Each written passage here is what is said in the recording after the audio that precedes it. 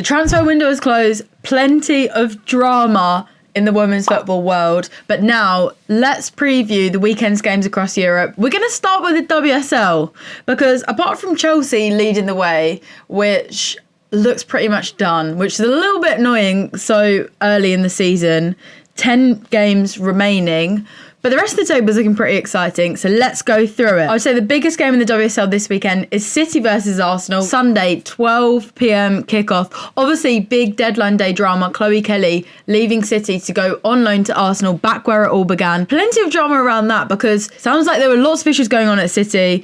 The relationship had broken down with Gareth Taylor, and she had to go public in the end to push that move through. What do you guys think of her post? There was so the deal was finally announced at about 11 p.m, but there was a late Instagram story from her following on from her earlier post on her grid, basically saying that the club or some people at the club had been setting up journalists with things to say about her if the transfer did go through.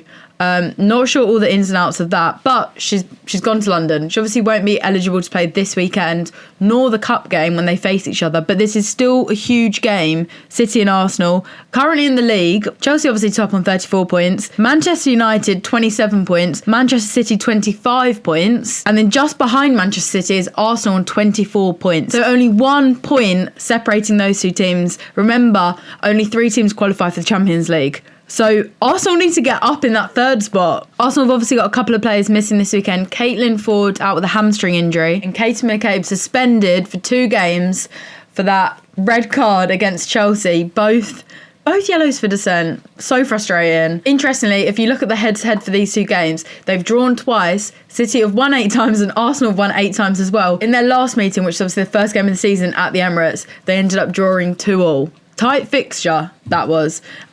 I don't know which way this is going to go. City obviously had that loss to United last weekend, then bounced back in the league, then a win against Brighton. I'm trying to record this, but the dogs, I hope you guys can't hear this, currently laying down here on the floor, kissing, being pathetic, but there we go. Other fixtures this weekend, Brighton versus Palace. Palace desperately looking for points to get them off the bottom of the table. Brighton, who got off to a really good start to the season, then dropped off a little bit, but mostly away. Their home form is definitely better. So I feel like probably Brighton have got this one in the bag, but Palace, they don't give up. Everton versus Leicester, 2 teams struggling this season, just about keeping themselves out of that relegation zone. Both have made some signings in this transfer window to try and boost their squads. Everton, I think, have done pretty good business, particularly bringing in Hayley Ladd, some experience into that midfield. They obviously beat Spurs in the Cup midweek, and Leicester have still only scored 5 goals this season. Liverpool-West Ham, again an interesting game. 2 teams split by only 1 point. Currently sitting 7th and 8th in the league.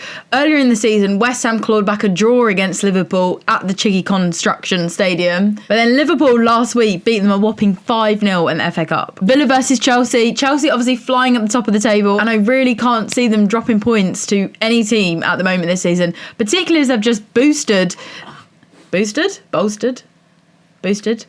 squad even more in this transfer window. Will this be Naomi Gomez's debut? We'll find out. I know whose debut it will be though. Aston Villa new head coach Natalia Arroyo. Let's see what she can bring to Villa. And the last game of the weekend, that 6:45 slot, which I love. Spurs versus Manchester United at the Tottenham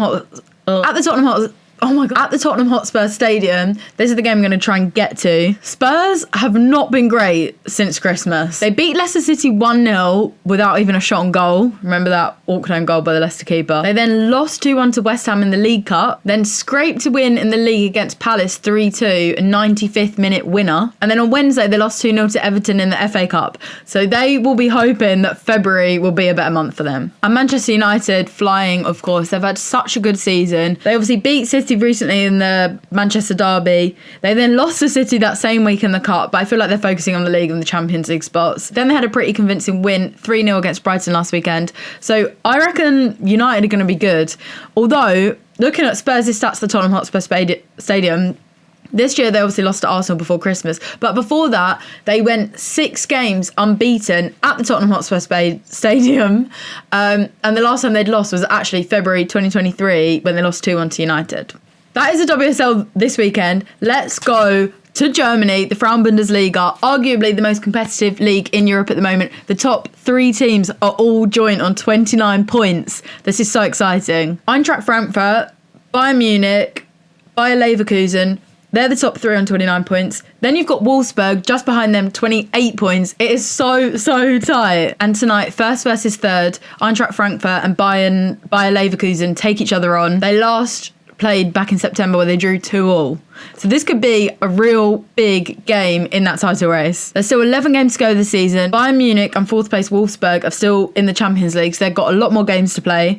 And obviously Bayern have just lost Georgia Stanway to an LCL injury, so she'll be out for at least a few months. So it's all looking very exciting in Germany right now. Let's go to France, Division A Femenille. Lyon flying at the top of the league, 7 points ahead, looking really strong. Obviously they're still in the Champions League as well. We've got Paris FC on 30 points, PSG on 29 points, and Dijon Foot 4th on 23 points. In France, the top 4 teams enter the championship playoffs. I wouldn't say there's any massive games this weekend, just that 2 of the top 4 are playing the 2 teams in the relegation zone. So a tough weekend for those 2 teams at the bottom of the league. Side note, PSG have just signed Crystal Dunn from Gotham FC. A huge signing. I'm loving all these NWSL players coming to Europe at the moment. So exciting. Hopefully we get to see more of them. Let's look at Italy. Serie A Femenille. There are only 2 games left of the regular season and the top 5 teams go into the championship playoff, and the winner of that is crowned champion of Italy. And the bottom 5 points go into relegation battle. And then bottom place goes down. Second bottom place plays in a playoff against second place in Serie B. I don't know how to pronounce that in Italian. You get the idea.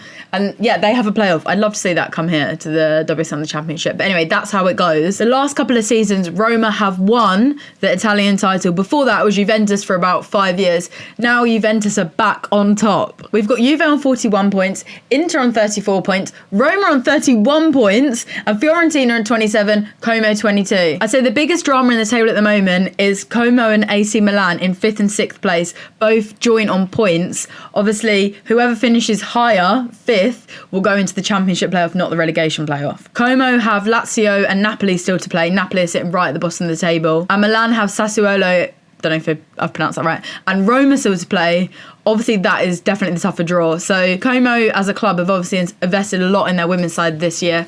So let's see who finishes in that 5th spot. In Liga FA, Barca are flying with it. There's not really that much to discuss here. Real Madrid sitting in 2nd. The biggest battle, I guess, is 3rd and 4th, because the top 3, same as the WSL, qualify for the Champions League. And in those 2 spots, we've got Atletico Madrid and Real Sociedad. They're joint on points, but Real have a game in hand. Obviously, the NWSL, the Dutch League, and the Swedish League out of season at the moment. So nothing to discuss there, but there's just a little bit of a roundup. What an exciting week of football it's been. And some big games this weekend. Please make sure you like and subscribe. You can follow my other channels as well on Instagram and TikTok. They're linked in the description. I'll see you next week and we'll go through the results and any football news. I try and keep posting a few times a week with previews, reviews after the weekend, and any football news to discuss. Comment what you want to see more of and your thoughts. And let's grow a nice little football community here where we can all chat football. Ciao.